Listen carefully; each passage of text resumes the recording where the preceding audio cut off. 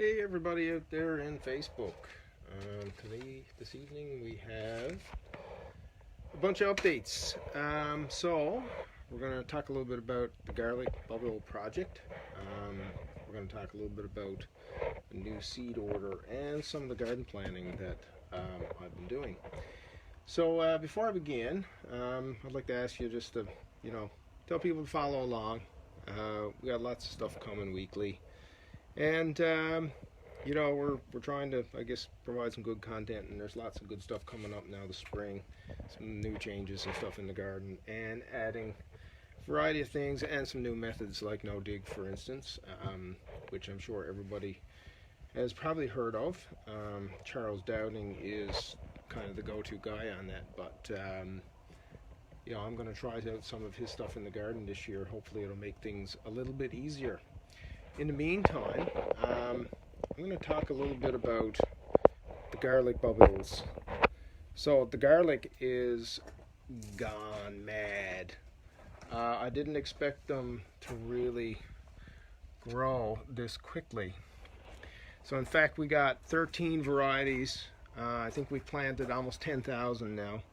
And there's about 200 per tray, and they're all doing really, really well. The Russian Reds are...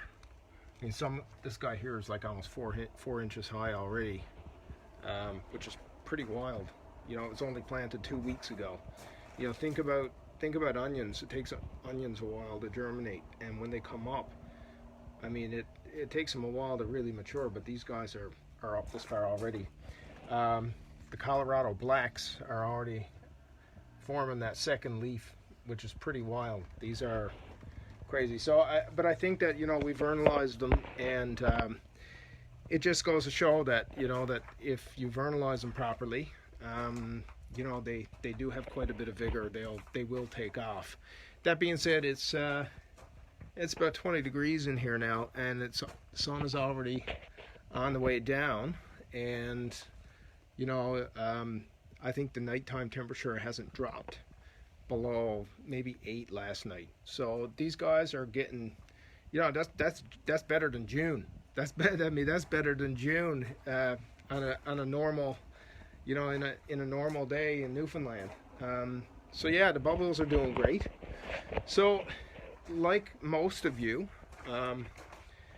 I've had a lot of trouble getting seed orders this year, like a lot of trouble. I placed my first order this year with William Dam Seeds. That's usually who I buy most of my stuff out of, mainly because of variety that's accessible to me. And I think I placed that order on the 26th of December, and my first order I received, I think it was the second week in February. So that's a pretty long time. My second order I received, which was I think on the 5th of January. I didn't receive until last week or the week before. And today I finally received my final order, which contained the things that I really need to get in the spring. And I'm going to do some interesting stuff with these when the time comes.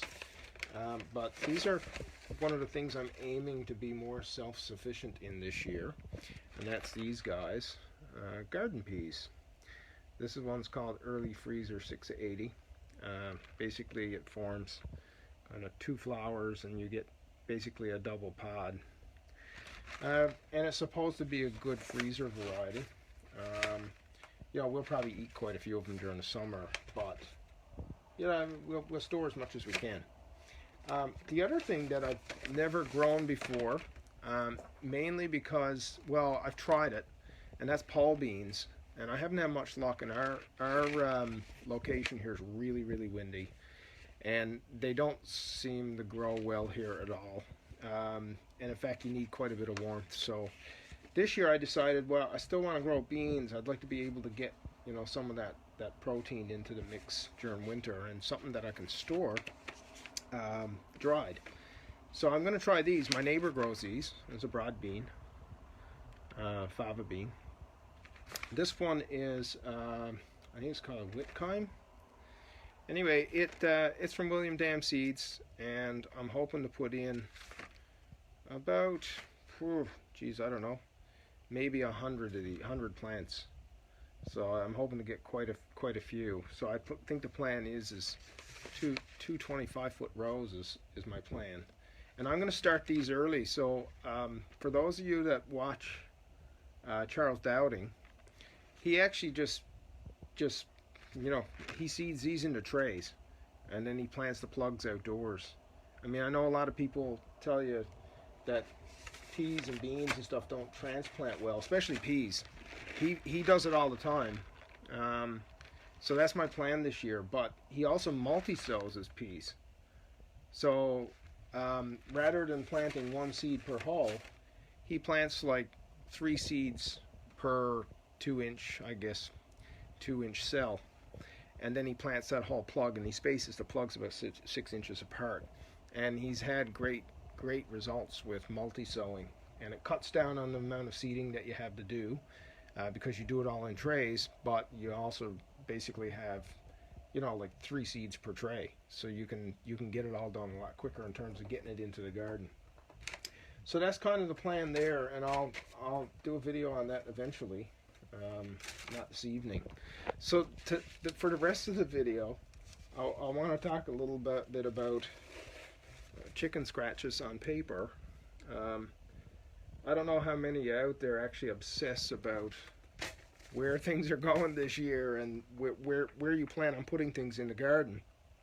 But I tend to do it, and I tend to do it for months, and I don't employ any type of crop rotation. And that's something that I know people say is important. And I think that it potentially is, mainly for commercial, type cropping. But, for home-based gardens, my feeling is that if you keep adding organic matter, then, I think that it probably works out fine. And I think that that's what, once again, Charles Dowding has been finding, that if you keep adding layers of compost, then you really don't have those disease issues that you see in commercial cropping systems. So my plan this year is I'm not actually going to rotate, but I am going to start doing no-dig and some stuff. So every year I come up with a crop plan, and it kind of, like I said, it's chicken scratches on paper, but it kind of narrows down where everything is going in the garden. And I label kind of everything, and then I have this little key over here that says, here are all the things, and I put all the things in the beds.